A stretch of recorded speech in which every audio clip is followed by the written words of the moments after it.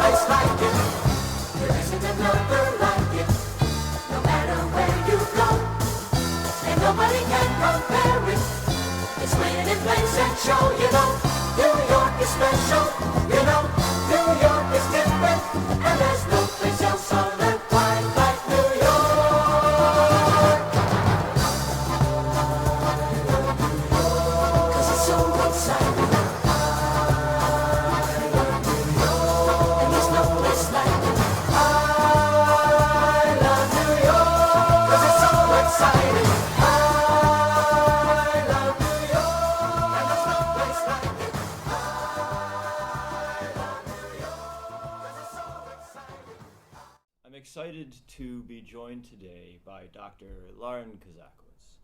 Dr. Kozakiewicz lectures in history here at the University at Albany, where we're actually live and in person for this interview. She serves also as history liaison for their statewide University in the High School program. Dr. Kozakiewicz earned her PhD in history from the University at Albany in 2006. Her research focuses on women politicians and political culture in the 19th and 20th century United States, with a particular expertise in New York State politics.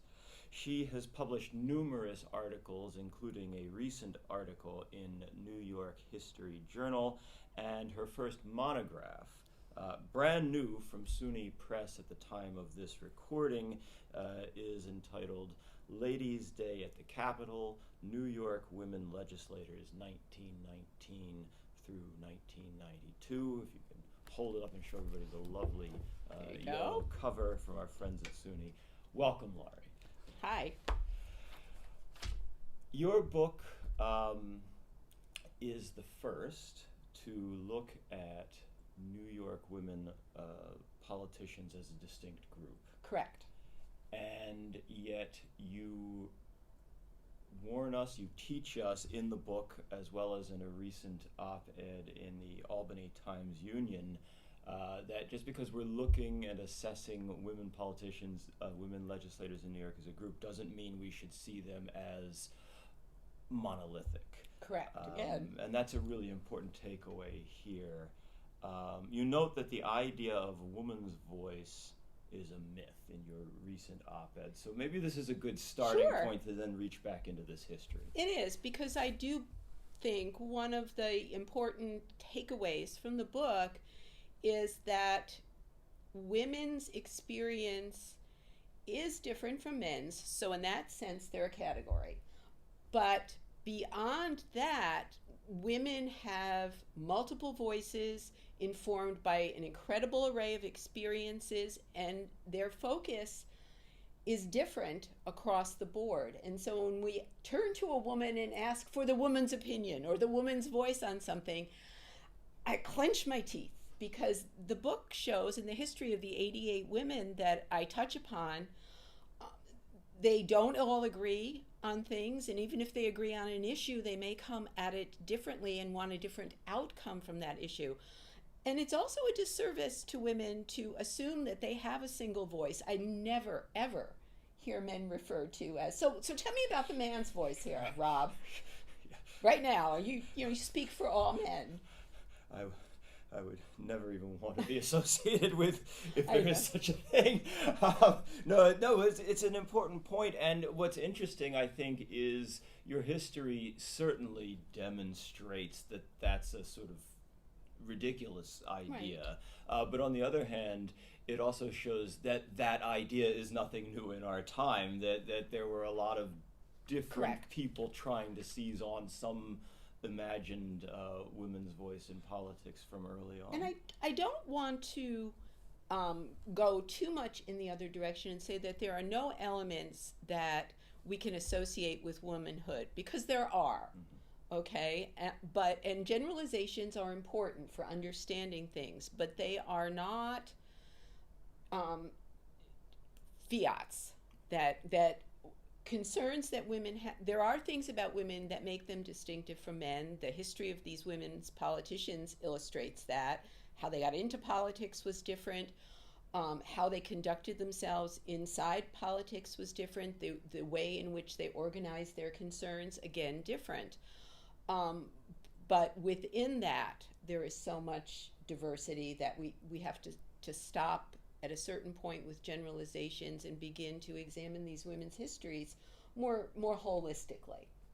Well, I think that's a great way of putting it. And actually, you mentioned the way they get into politics, and maybe that's a nice starting point then for us to reach back and have you tell us a bit about this story. So, the chronology of this starts in 1919 with what you refer to as the pioneer era, and also in your article a couple of years ago for New York History, you call it suffrage's second act.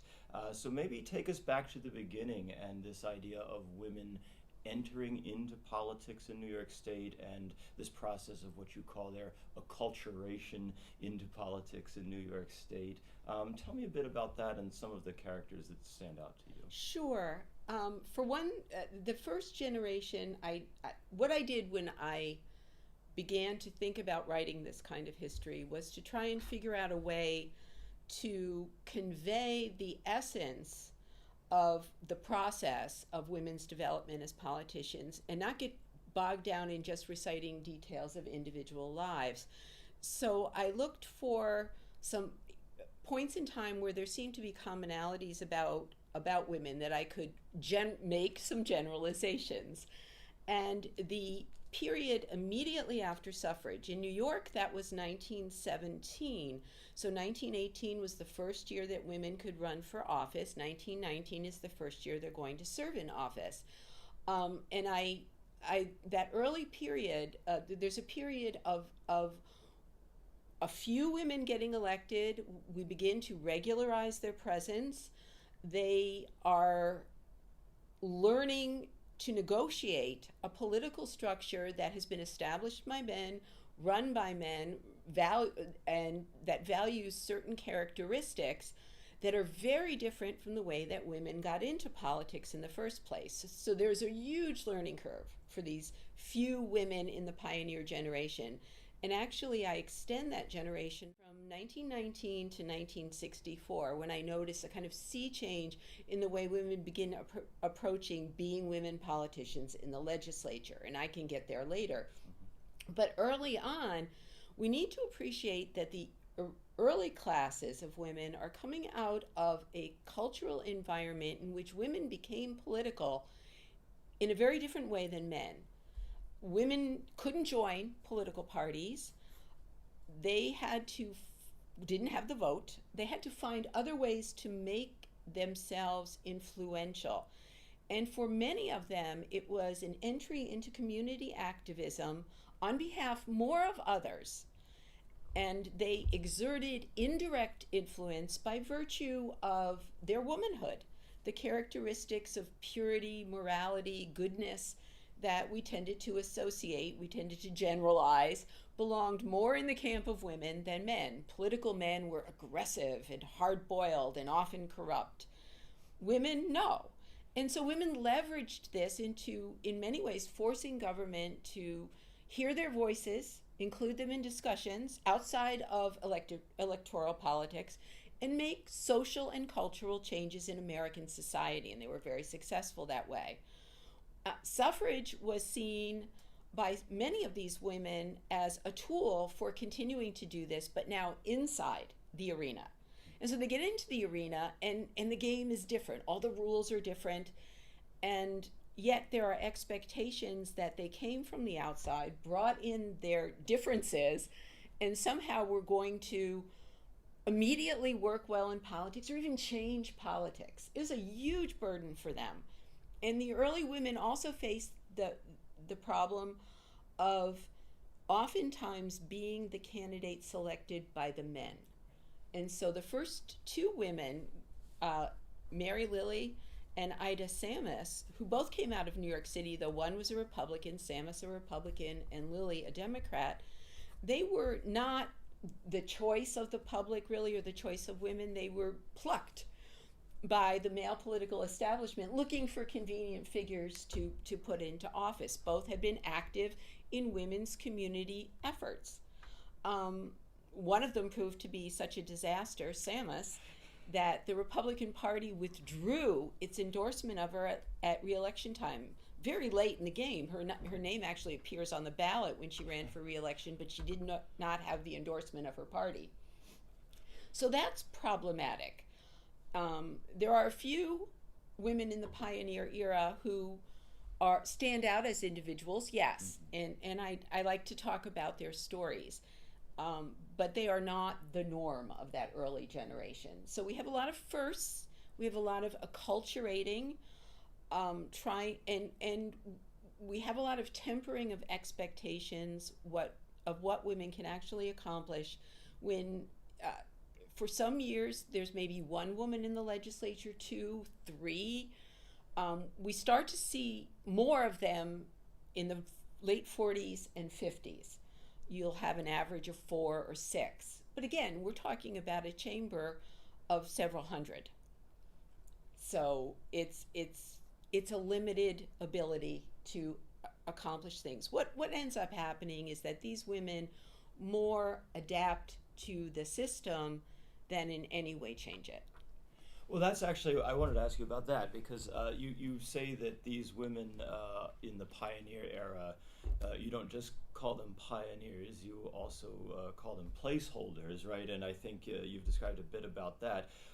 But you also talk about how they are facing this learning curve. And so part of the background is the suffrage story, the women as activists, as you put it, sort of community caretakers, that sort of is an entry point into politics. But the other part of the background that you also describe is New York's zany political alliances, whether that's geography, whether that is shifting partisan alliances in these years and beyond.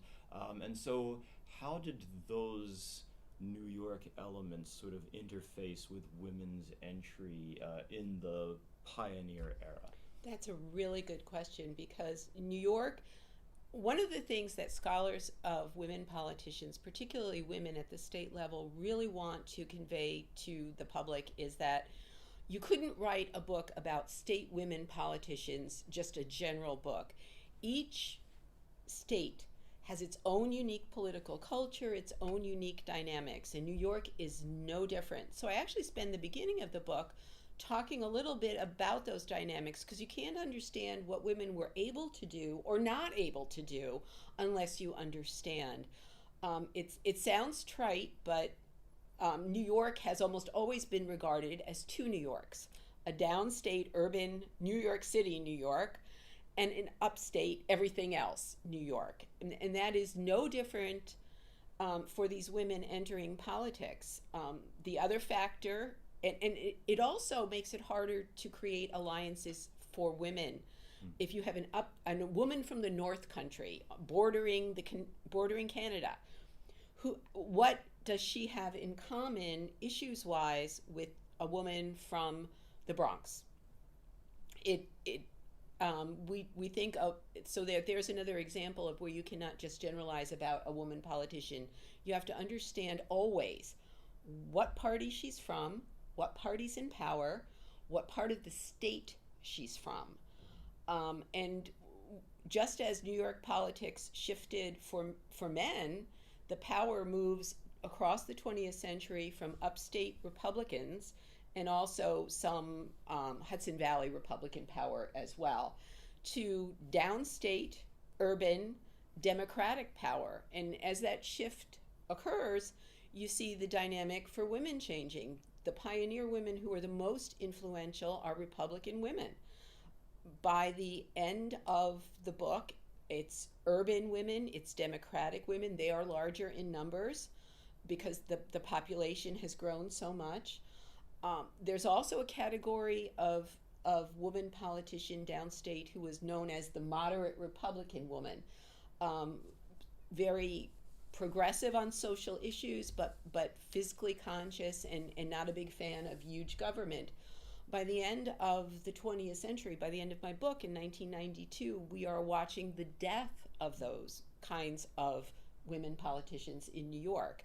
And that's not unique to womanhood. That's really more a reflection of the way in which politics in New York has changed over the course of the 20th century. That's a really important point. I think it comes through so effectively in the book, the way that women do have again, unique background and certainly, especially in the pioneer era, sort of a unique learning curve, as you point out, but also these individual legislators, really their ability to get anything done or to get themselves heard over time really has a lot to do with those broader shifting changes.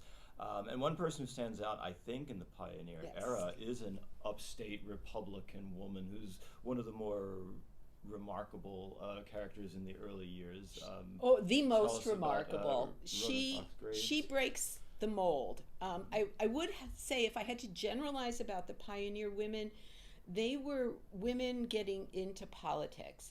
But Rhoda Fox Graves was somebody who took to politics, and she was a politician by native skill, in addition to being a woman. And she happened to come from upstate New York. She was from St. Lawrence County.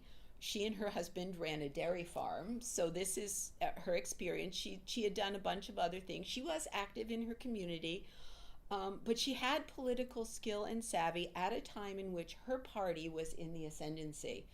Where she breaks the mold is she's willing to stand up to the party and say, no, I'm not taking what you're giving me. She's approached by the party in 1924 to run for an assembly seat in the North Country, and she runs away with it. She takes on as her signature issue independent dairy farmers who she felt were beleaguered. Farming in general was beginning to decline in importance in New York, and agribusiness, in the sense of big milk conglomerates that bought the milk from independent producers and then dictated prices to them as they prepared it and sold it to market. They were pressing on the livelihood of the independent farmers by even co-opting farms, buying up huge farms and forcing them into these, what she called big milk combinations. She felt she needed to do more for this constituency, and that put her at odds with a number of Republicans in the party who were friendly to these big businesses, paid lip service to the smaller independent farmers, but really didn't do anything for them. So she would break into committee meetings and challenge them verbally and call them out. So she was not necessarily a favorite, even though she was extremely popular in her assembly district. She decided she needed to do more, and she decided she was going to run for the state Senate. Now, she's the first woman to put her name in the ring. There are no New York political leaders who are out there looking for women to nominate to the Senate. She throws herself in the ring. And in the North Country, she's facing tradition that says she shouldn't be doing it. It's a silly tradition, and this is the kind of old political bargaining that took place. St. Lawrence and Franklin counties are the two big North Country counties. And they wanted to sort of split the prizes in electoral positions in the state. So if a congressman, the U.S. congressman who covered those counties, was from one county, then the next most powerful elective office would be state senator, so we would give that to the guy in the other county. So in 1932, when she challenges for the Senate, she's breaking that tradition because the congressman is from her county. So in theory, no one from her county should be running for the Senate. So she said, "No, I'm running." The party lines up against her, and she doesn't win the primary, but her name recognition is very high. And the state senator from Franklin County is perhaps not the most honest of state senators. He's out within 2 years on a corruption charge. He takes money from business interests that creates a conflict. She's ready, and she jumps right in. Her name recognition is high. She forces the party to let her go, and she wins, and she becomes state senator from the North Country, where she remains until her retirement in 1948. And she's just a power. She's a force of nature. She gets to head the Agriculture Committee. She is well known. She is beloved for her defense of farming interests in the North. She even allies with socialist influences in New York City who are saying these big milk interests are hurting the consumer, because what they were doing was buying milk low from the farmer, basically putting him into poverty, creating the products, selling them high in the city during the Depression when people couldn't afford it. So she's willing to do it all. She's powerful enough that when she retires, she passes the seat on to her son. That's great. No, that again makes her sort of she look stands like out. Conventional. She's unconventional for her period. Yeah, and she's willing, as you point out, to work beyond the traditional Republican apparatus. When you're working with the city of New York and socialist influences there, she's working with Democrats. That's right. Well, and you point out, I think, if I remember correctly, that she supports some of Governor Smith's power proposals. She does. She's interested in the North Country surviving, and Governor Smith wants to bring a power authority to the North Country. She votes for it, even though all the other Republicans don't. It only happens when the governorship shifts to a Republican, Governor Dewey. But she votes for other things that Smith puts out that she thinks are good for rural New York. You knew I was going to get Al Smith. Oh, you got to get Al Smith in there, of course. Tell me a bit, speaking of big milk and consumer issues, there are other women in the legislature who are interested in margarine, which is a big hot button issue. I know. Milk and margarine. There are some issues of real, what we would call big issues that women try to make advances on. And I'll talk about that in a little while. We can talk about women's jury service, which is next to margarine, probably the big achievement for women in this period legislatively. But there's small ball, but it's important because it gives women a chance to lead on an issue, to support what women around America in the majority want, and to get their feet wet, to become figures of note. And for one Long Island legislator in the 1940s, late 1940s into the early 50s, it's margarine. Margarine has been an enemy of milk and butter since the 19th century. But by the mid-20th century, margarine had been improved in production. It was using more domestic ingredients, and it really was giving butter a run for its money, particularly during World War II when butter was short. There was a shortage. So margarine as a war effort was more widely available. Women after the war, budgeting for their families, wanted to continue that. As a war effort, Graves had supported it, though she was a dairy farmer girl, all right? But after the war, just as she's retiring, the nature of the issue changes. So it's no longer a war issue. Women want butter because it's easier and it's cheaper. The one obstacle to that dairy farmers and milk cooperatives had put in place was that margarine, to be useful, had to be colored. It was this pasty white thing, and you made it look like butter by taking dye and on your own mixing it together. This is what women had to do. They had to buy the margarine, buy the dye, go home and spend a lot of time kneading and mixing. Women didn't want to do this. Genesta Strong wanted colored margarine, or oleo at the time, saleable in New York. She faced a lot of blowback, obviously, from the agricultural interests. It's interesting that at this moment on this issue, women's voices are actually almost equally as important, of equal weight to the milk interests. And Governor Dewey, in the end, supports the margarine, the women in the margarine side. It takes Genesta, but the milk producers continue to resist. They bottle up the legislation, or they offer ridiculous ideas like, we'll let it pass if it's purple margarine. And yeah, who's going to buy purple margarine, right? Eventually, she gets a lot of publicity by going down onto the floor of the assembly chamber, bringing out of table a bowl, margarine, dye, and actually doing it in front of the legislators to see what women waste. And she had counted up the hundreds of thousands of hours a year that women did this around the nation.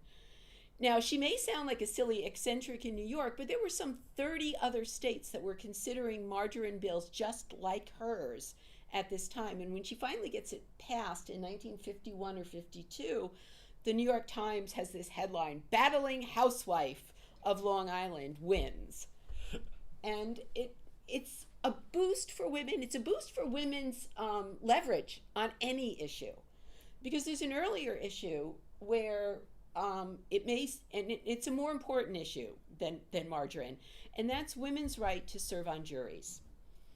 After suffrage, it was left to the states to decide how that issue would be resolved. Some state constitutions, the way they were written, it was automatic. Women were on juries. Not so in New York. And there's a debate about what a woman who's a citizen should be allowed to do, presumed to do, responsible for doing, an obligation of citizenship. And in New York, there were advocates for women's jury service. A New Yorker, a Democrat from the Bronx, Doris Byrne, pairs with a Republican from Westchester, Jane Todd, who is supported by the North Country Senator, Rhoda Graves, to get this legislation passed. There are, of course, obstacles. Men don't approve of this. And but also women are conflicted about it, because not all women believe that it's appropriate, but even more than that, not all women have the time. Women work. There's not a consensus. There is no woman's voice on this. And so the three legislators try for several years to go the full distance, to get full jury service comparable to men. You'd be called to jury service and you have to serve. It becomes apparent that they can't get that. So women could either die on their sword or compromise. And that's one of the things that women are learning, that in politics you compromise. Women before suffrage could afford to be issues warriors and not compromise. We want what we want. And in politics, you may get what you want, but then again, you may not. So would you like to take what Frances Perkins would call a half a loaf? And so Jane Todd in the assembly with Doris Byrne and then Graves accept a half loaf called permissive jury service, opt-in. A woman can serve on juries if she wants to. If she doesn't want, the presumption is she doesn't want to, you have to opt in. All right, well, half a loaf. Right. Women don't really win the right to serve on juries fully until 1974, and that's the result of a Supreme Court decision that says unless you have a jury that is clearly representative of the peers in your community, you don't have a legitimate constitutional jury. And so that included both minorities and women. And so New York had to change its laws. So we're getting some learning how to play the political game. We're getting some achievements like margarine, or half achievements like optional opt-in jury service. But it's very clear that as this era, the pioneer era, is going on, some things culturally may not have changed that much. The title of your book comes from a moment in, I think, 1954. 54. Can you describe the genesis of Ladies' Day at the Capitol and what that might tell us about this era? The legislature in 1954 held a special day to mark its women legislators, and they designated it Ladies' Day at the Capitol. And what they did was put women in all leadership positions for the day. So they would be running the convened legislative assembly. So they would be, it was recognition of change and women's entrance into politics. And they could sit there and they could run the whole until they actually got to the part where, like, we actually voted on a bill. And then they went back to their regular seats and the leadership took back over. And when I came across that article, it was the perfect way to express, particularly the pioneer generation, that they had entered politics, they'd made a place for themselves, but power still eluded them. And they were so unusual in 1954 that we singled them out and celebrated them. So that's how I actually begin the book, and that really is reflective of this early generation. They do make a place. I don't want to minimize that. It's very important to be there. For example, I think this is a great way to transition to the next era, which I call activists. The first minority woman is elected to the legislature in 1954. Her name is Bessie Buchanan.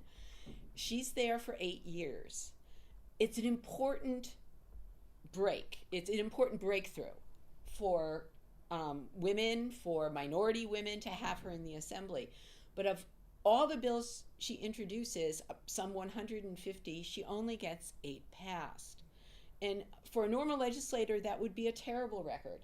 But for her, it was less important than her being there, because the bills she put out often had to do with race issues and ending discriminatory practices in law. They didn't get passed, but they got heard. They got heard because she was there. So whereas in terms of her influence, you would have to say it wasn't great, but she broke through, and she was a pioneer, and she created a place.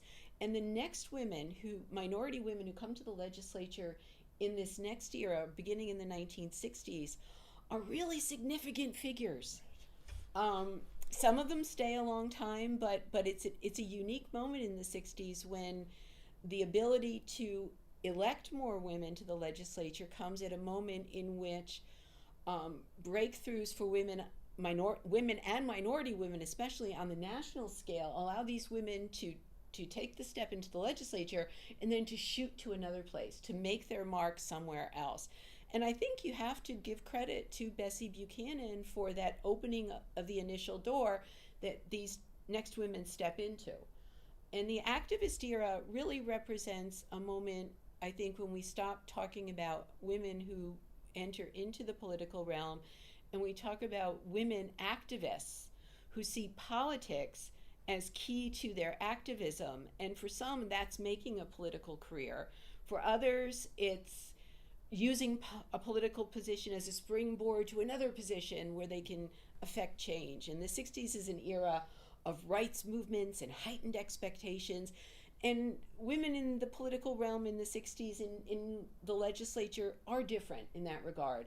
And they're more comfortable calling themselves political, whether that means they're advocating particular issues in the political realm or they see themselves as politicians. It's a really important point how there's this moment when, as you say, you dated 1965 as this next yes. The activist. And again, these are soft. Right. But I'm wondering, and this speaks to it being a soft or an evolution or something like that. How much of your ability to sort of discern this new version, this new era, how much of that transition is generational women have now been in politics more, and how much of it is, again, as we saw with the pioneer generation, how women in politics are reflecting bigger changes in society, activism, demography, as you pointed out, etc. That's good because in addition to the environment changing, we do get younger women. The profile of the activist era is to have younger women in politics.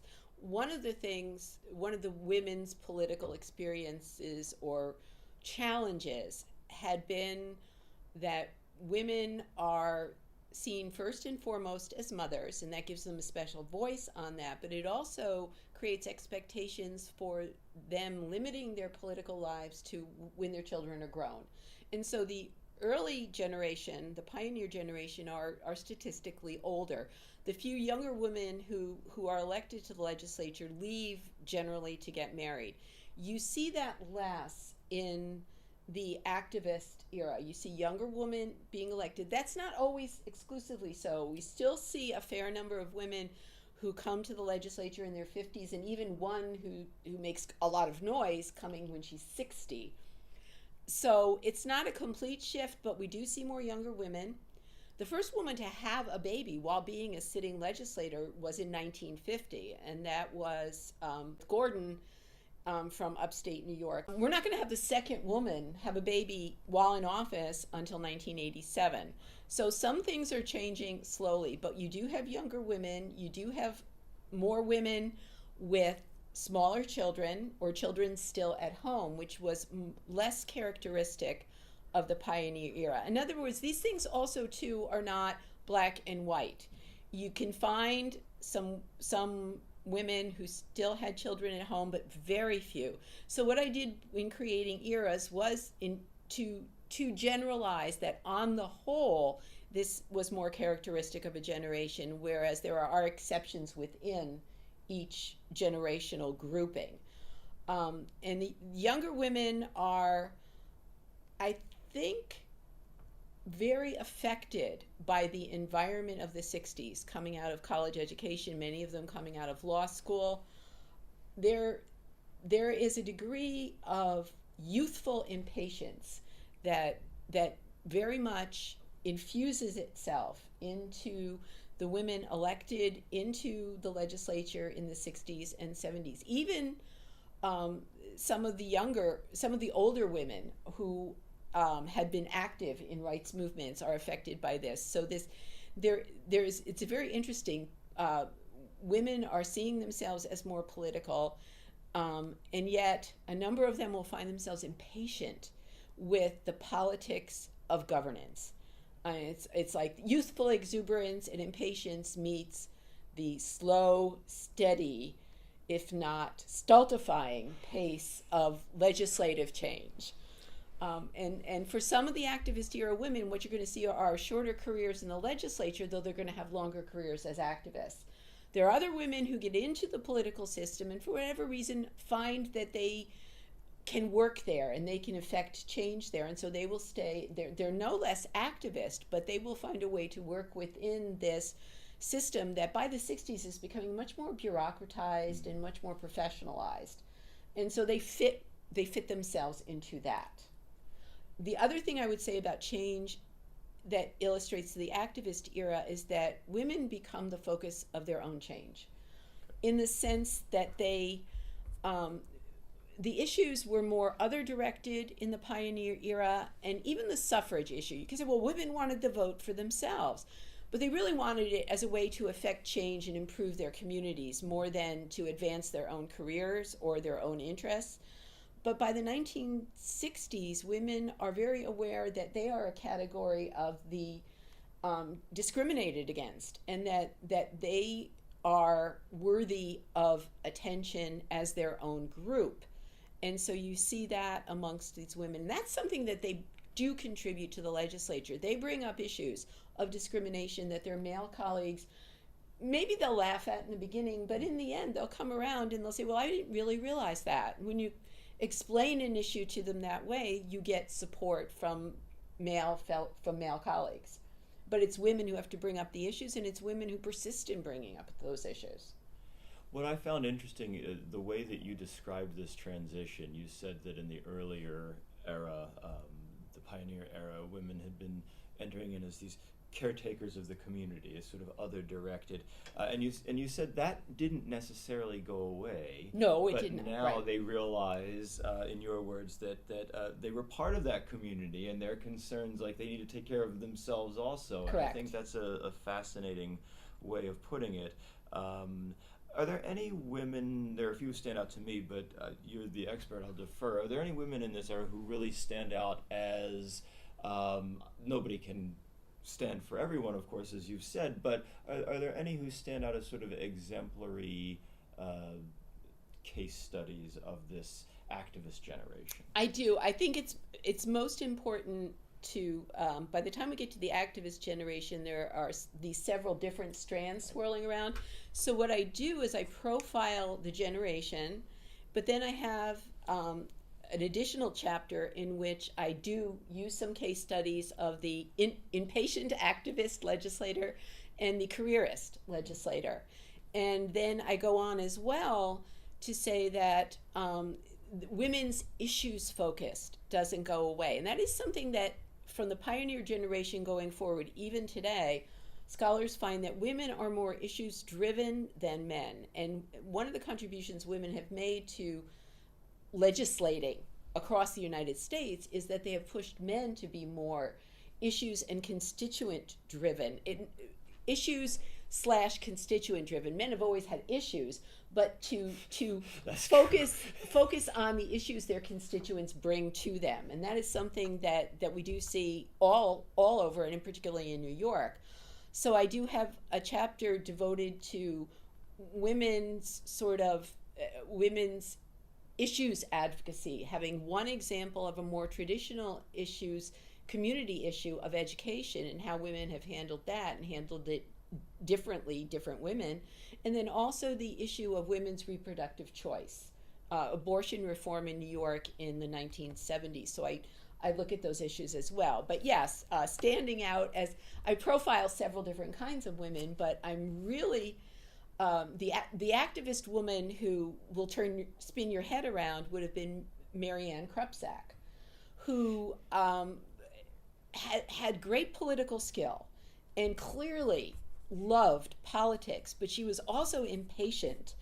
And it was almost like politics for her was a series of endless challenges, and ultimately she challenges her way right into, sort of losing her ability to be a force in politics. She's someone who's, she comes from a political family. Her father was a supervisor in Montgomery County. She goes to work in the offices of politicians who tell her, if you're going to do anything, you need to be a lawyer. She goes to law school. She comes back out. And upstate New York, she comes from Montgomery County in upstate New York. So it's still kind of Republican-y. She's a Democrat. She challenges the sitting Republican in the Assembly in, I believe it's 1968. Yes, and she wins, but she's in the minority party. Oh, that frustrates her. And because she can't get anything passed. The Republicans, she didn't play well with the Republicans. She had antagonized them by, she also wasn't one to keep silent, and so men thought her, one of the things women have is this, if they are challenging the status quo, men tended to dismiss them by calling them aggressive, and so that tended to be a label often affixed to her. She decides to move on. She challenges a sitting state senator in 1972, and she's a class of 3 young women who come in. She's actually the oldest of the 3. I believe one is 30, 33. She's 40.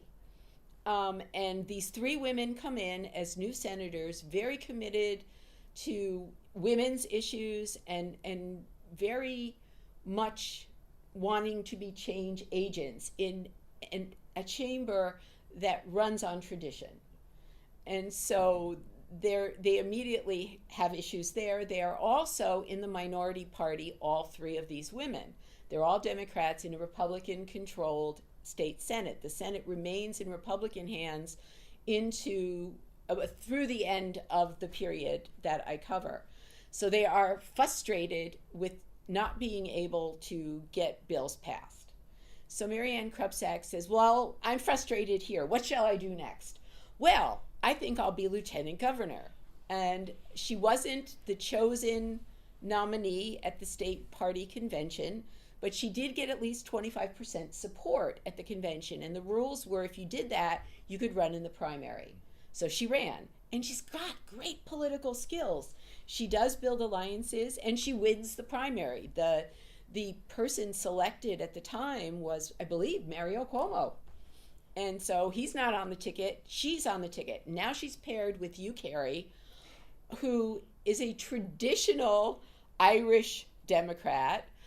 He actually wasn't the choice of the party either. He ran in the primary as an insurgent and won. So you have these two insurgents put together, a kind of old school Democrat who's not sure what to make of this feminist running mate.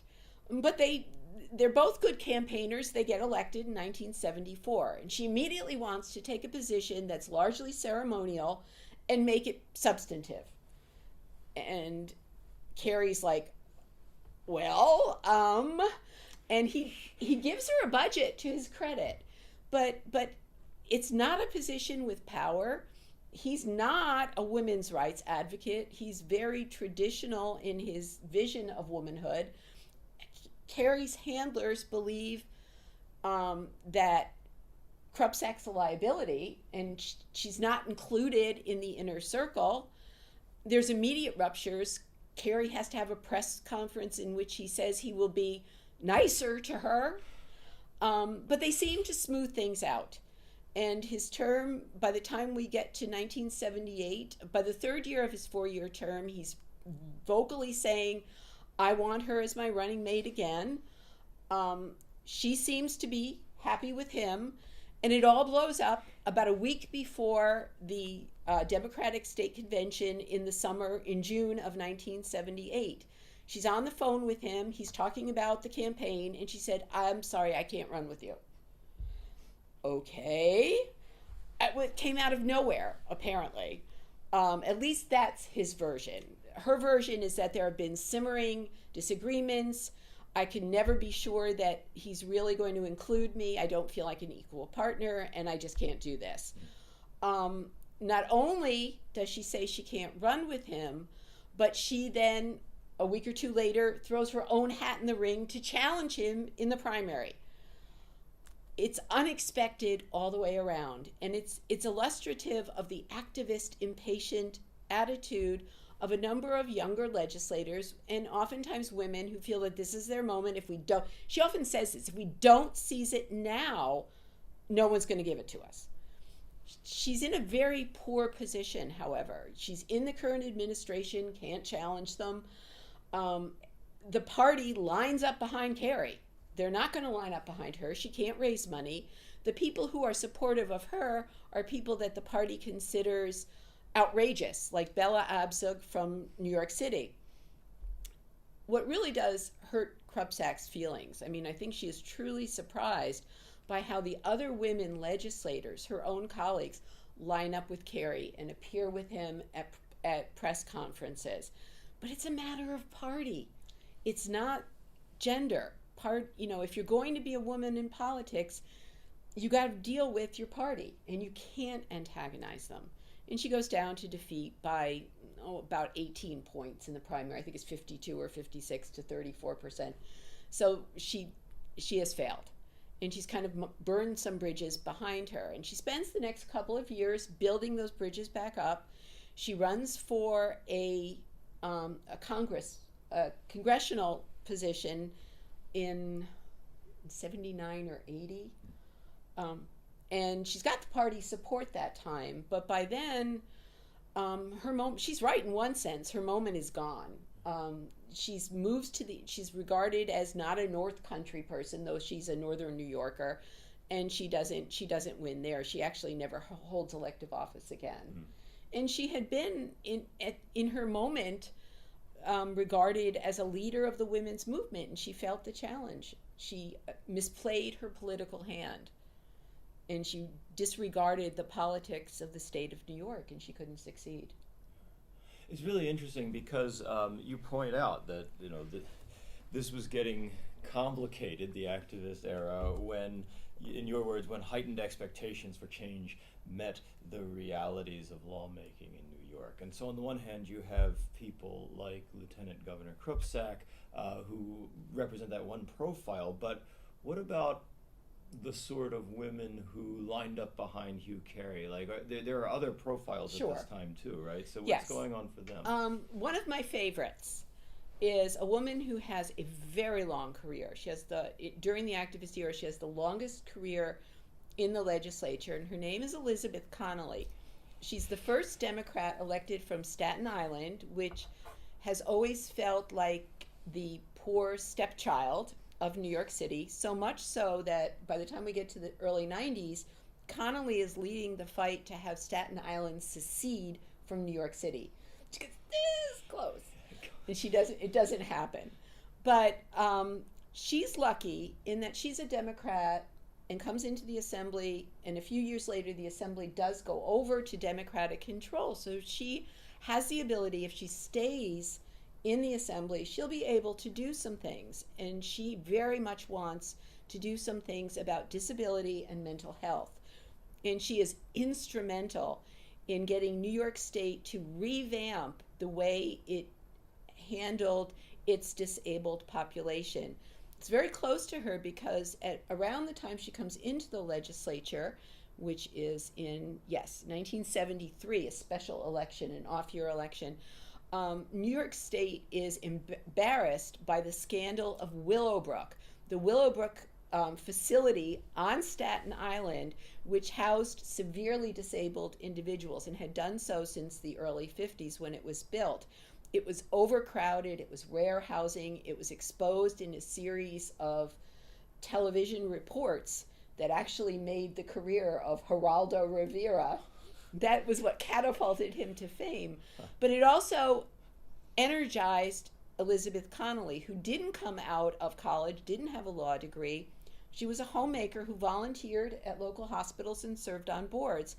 And she becomes the advocate for mental health in New York. It's interesting, she said at one point, this was my cause, and I had to convince other women that it was a women's cause as well. They thought I was taking attention away from women's issues by taking on mental health issues. And she said, on the contrary, this is a woman's issue just as much as anything else. When she was elected, she put her local district office inside Willowbrook. And so she put herself in the middle of this. She chaired the committee that dealt with these issues. She was instrumental in getting a consent decree to unhouse, to take out those that were overhoused there and set them in community facilities, which in essence creates a new model for handling the severely disabled in New York, to try and move as many as possible into smaller, locally managed community facilities, which she thought were better for them. She's the leader in all of that. But what I admire about her too is that she's also, it was not just about changing facilities and making a name for herself as a reformer. She actually cared so much about the individuals inside Willowbrook when the facility got down to the last 100 or so who were the most disabled and most difficult to rehouse. She argued in contradiction sort of to herself, no, we need to keep the facility open longer because there was a drop dead date by which it was supposed to close. She said, no, these people need special care. We need to figure out something else before we take them out of here and just throw them someplace else, and so we can say we closed Willowbrook. And she insisted that it actually stay open longer to handle those special cases. So it was really a humane issue. Oh, she was. She was mothering her community.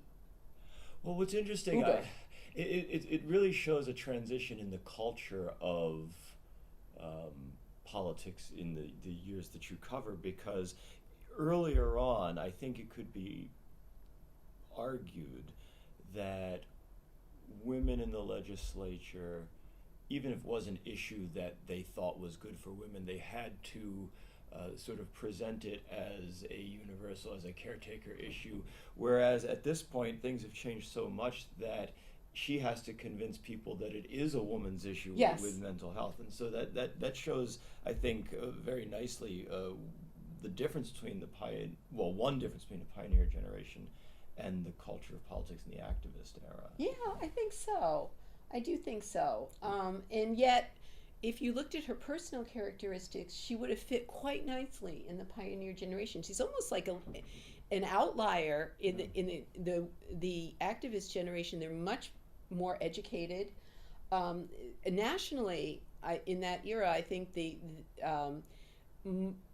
legislators tended to have about 86% of them had a college degree and some advanced degrees. The activist women in New York, it was 88% had college degrees, and so they were highly educated. And Ann Connelly, she stood out there, and also the issues she chose and how she chose to pursue them. And she stayed in the legislature until 2000. Wow. So Why secede? why secede? Oh, it goes back to the creation of the Greater New York in 1898. Even then, Staten Island was like, no, no, that's okay. And they were promised goodies, typical politics. We promised goodies, infrastructure, all sorts of things that didn't materialize. And then because they were more rural, more separated from the rest of the city, they were regarded as great places to put things that they didn't want in the city, in particular garbage. And so she's also instrumental in getting the huge landfill called Fresh Kills closed by the late 1990s. And that by then that was the last of the places in New York City where garbage could be disposed of, because everyone else had insisted on eliminating all the other locations prior to that. It's also why a facility like Willowbrook would be there.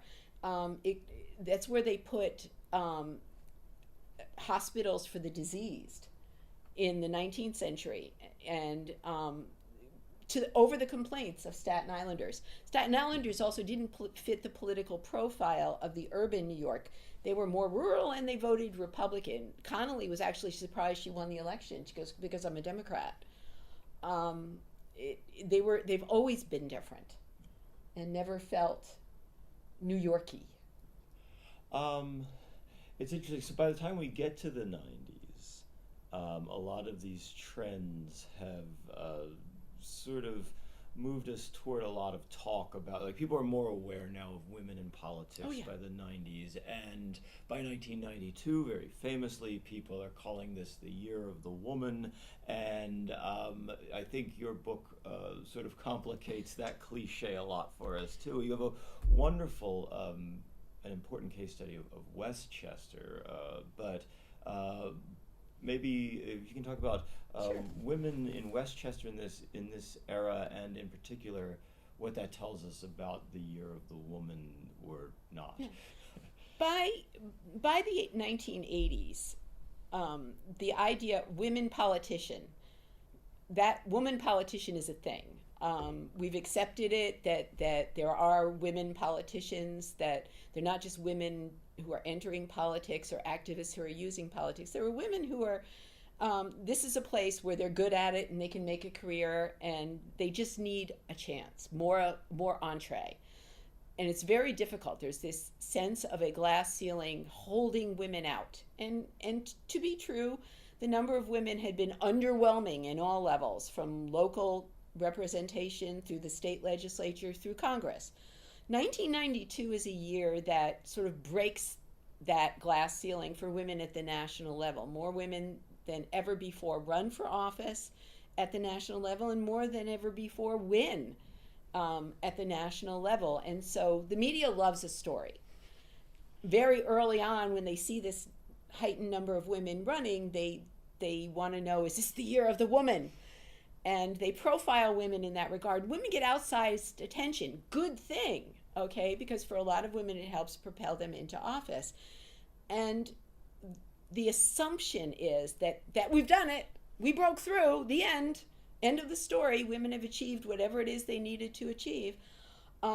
and I was curious about how much of that national aura, if any, translated to the state level. So I do a very micro case study of Westchester County because that's a pivotal county in New York in a number of ways. It's illustrative of larger political changing dynamics. It's a county that goes from traditionally Republican to Democrat. It's a county in which it's part of the emerging power structure in the assembly. And it's also a place where more women than men are elected in 1992. So on the surface of it, wow, that would be a good place to look at whether New York's elections for New York legislators that year is a mirror image of the Year of the Woman on a national scale, or at least the image of the Year of the Woman. And also, I will say that more women than ever before were elected to the state legislature that year. So on the surface, it seems when you start to look at this, yes, of course. Well, it's just sprinkling down at all levels. And so I look at the election of the 4 new women in the Westchester County delegation, and also a little bit at the careers of the existing women in the assembly. And there are 2 women in the Senate, a Democrat and a Republican. And what I find is a much more complicated story. One woman, one of the 4 running for a new seat, only one of the women running for a new seat definitely connects herself to Year of the Woman rhetoric, women's issues, and women need to be there, and all that kind of thing. So you could perhaps put her in that category. But the 3 other women are really not like that. There are more women who'd spent a lot of years in politics, albeit at lower levels, on county boards of supervisors, careers in the double digits, 14 years, 16 years. And this was the next step for them. And interestingly, for one of the women, she actually says, I wouldn't have thought of doing it now, but now my children are grown. So she's still reaching back a little bit to some of the older legacy that women still considered in 1992. It's also a tendency that women have had to over-prepare before they make the next step. Krupsak underprepared for taking her steps, one could argue. But many women would amass this immense political experience at the lower level as the mayor of a town, as a county board town council, county board, county supervisor, and then they would move up, and they would worry that they didn't have enough experience. And so they were maybe still thinking about this legacy of, they're not going to consider me serious unless I come with this resume that overwhelms. And so these women had more of that than they did Year of the Women fervor. Yes, they were there on women's issues, both of them. Sandra Gallup, Audrey Hochberg. The Year of the Woman person was Naomi Matasaw, and she was the more connected to that. Otherwise, it was much more about political expertise and what they felt was their readiness. It's interesting as well that it's also a good time for Democratic women to put themselves forward as the politics are changing. The power is shifting from Republican to Democrat, and so that's an important incentive for these women to run. It's also to run as a woman. They also illustrate that to run as a woman and really succeed in Westchester at that moment is more party driven than it is activism, because there are some women in the Westchester delegation who are Republican. There's a Cecily Singer in the assembly. There's a Mary Goodhue in the Senate. Mary Goodhue had been there for years, so much so that during several re-election campaigns, at one campaign they didn't put up the Democrats didn't put anyone up against her. Another saying that the only way Mary Goodhue is leaving office is if she dies. She's, there's no way, we can't get her out. But by 1992, Mary Goodhue and the other woman, Cecily Singer, the kind of Republican women they are, they're disappearing from New York. They're called moderate Republicans. And that's how women Republicans had made positions for themselves downstate, where the seats were growing. And so, yes, you could elect a Republican woman, but she wasn't like the North Country, more traditional Republican woman. And so Mary Goodhue and Cecily Singer were women who were in the sunset of their ability to win positions in a downstate, increasingly Democratic New York world. Mary Goodhue is actually a sad story in the 1992 elections. She's the death of a certain kind of woman official, the moderate Republican. That year, she is told to stand down, that they are putting up George Pataki to run instead of her. And she's like, whoa, what, huh? And she's so stunned because she'd been such a power in the legislature. They said, no, he's our rising star. And he's in the assembly, and he's in the minority, and he's bored. And he wants to do something more meaningful, and we want to showcase him because we think he's going to be our gubernatorial candidate down the road. And so Mary initially says, reluctantly, she's shocked, and she says, okay, because good party soldiers do that. And she comes around after a week or two, and people are telling her, don't go down without a fight. And so she fights him. She stays in, and he primaries her. Most of the power is behind Pataki. In some ways, it's really sad because Pataki had actually apprenticed. He'd worked for her in younger years. But you can see what is shifting now, that the Republican Party in New York is adopting a more northern New York outset, very fiscally conservative and even socially conservative. Pataki is more moderate on social issues. He's moderate like Goodhue, but Goodhue accuses him of being a moderate for electoral purposes, not really being, for example, pro-choice. She's pro-choice. And he says he is, but she sort of challenges him on that. So 1992 election, the year of the women, brings more Democratic women into electoral office in New York State and signals the reduction over time of Republican women in New York State. So it's a mixed bag. Is it really a year of the woman? Mary Goodhue would say no. That's interesting. Do you think that women like Mary Goodhue and others had a moderating influence within the state GOP, or rather just the Republican Party was shifting in a certain direction anyway? The demography of downstate was moving away from the Republican Party, and so they just got caught up in that change. To a sense, they got caught up in the change, but they are really more about what historically New York Republicanism had been. The New York Republican Party had dominated through two things: electoral trickery, in which they'd amended the Constitution that lasted into the 1960s, so that downstate New York City was prohibited by law from having a majority of legislators in the legislature. So they could, as their population grew, they couldn't dominate. Okay, and so moderate Republicans could do fairly well in the city, people who kind of were like Democrat light, and coupled with the domination upstate of Republicans, they controlled the state. And so right up through the middle of the 20th century, the Goodhue version of Republicanism had really characterized the state. If you think of examples that had national consequence, Thomas Dewey, moderate Republican, Nelson Rockefeller, moderate Republican, and many argue that is why he fails to win the Republican nomination for president.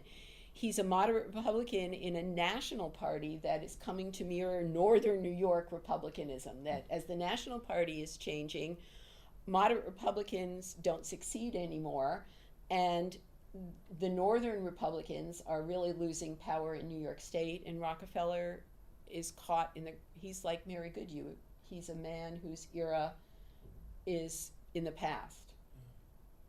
And so it's more of an Alphonse D'Amato party now. Absolutely. Alphonse D'Amato, who was supporting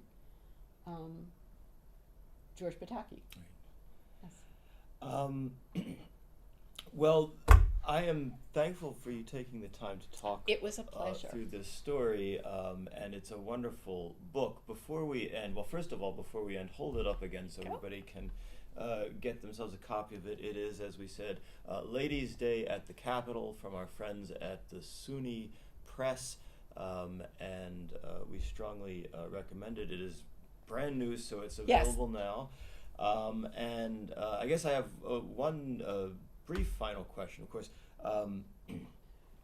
Laura, you and I have been friends for many years, a decade and a half, I guess now, and the first time we met was not far from where we're sitting right now here on this wonderful campus at the wonderful Researching New York conference, which really, not just me, it's helped give a lot of people a forum and really, I think you could say, launch some careers.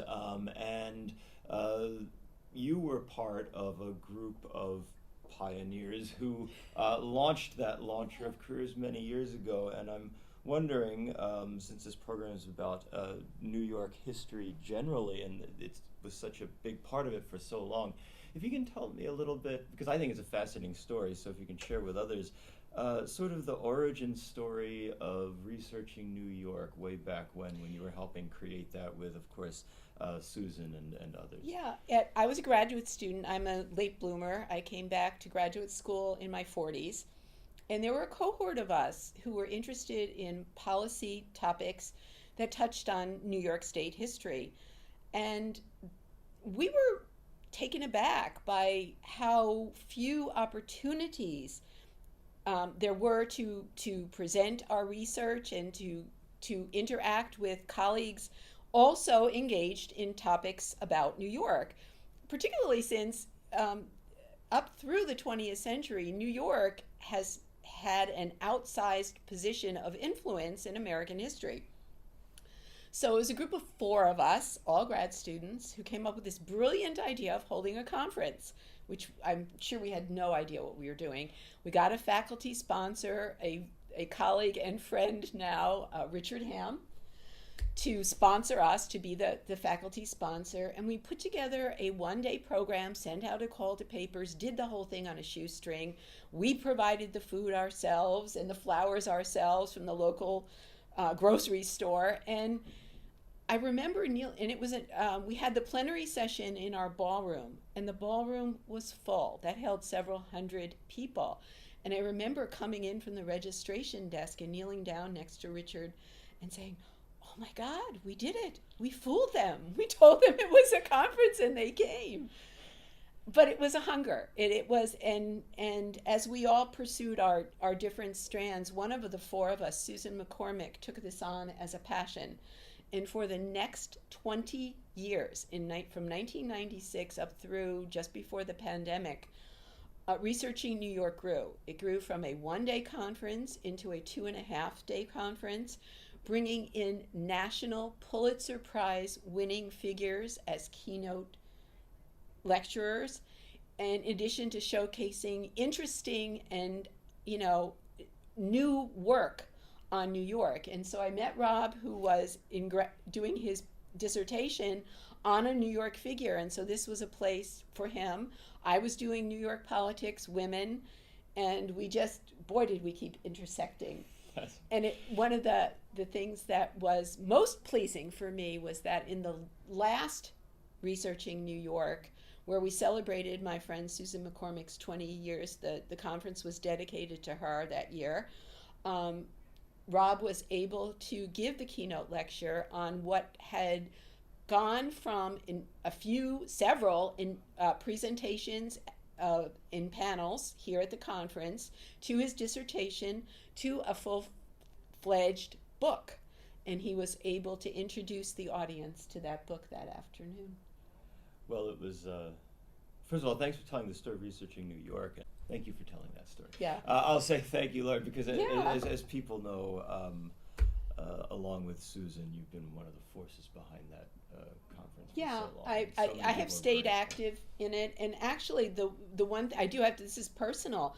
My book wouldn't exist without the conference. I decided to present what was a hodgepodge of things I was thinking about with legislative women, and I had really only begun to conceive of the project, and I put it up there in the panel as, I welcome any and all ideas. Here's what I'm thinking. Here's why I think it needs to be done. And afterwards, I was approached by a representative of SUNY Press saying, I kind of like that. Why don't you send us a full proposal? And the rest is history. It is literally now. Yeah, it is literally now history. No, well, it's worth pointing out that many books that I'm aware of, including both of ours, Yes, probably including would both of not ours. exist without that, and so that perhaps naive original attempt at a conference so many years ago really launched. I know it was. I considered it imposter syndrome in 1996 that we had fooled them. Well, thank you, Laurie, for the conference, for your scholarship, and for your time with this conversation today. And thank you for being on Empire Hey, State Engagement. it's always fun for someone to want to hear my stuff. So thank you. Thanks a lot. Okay.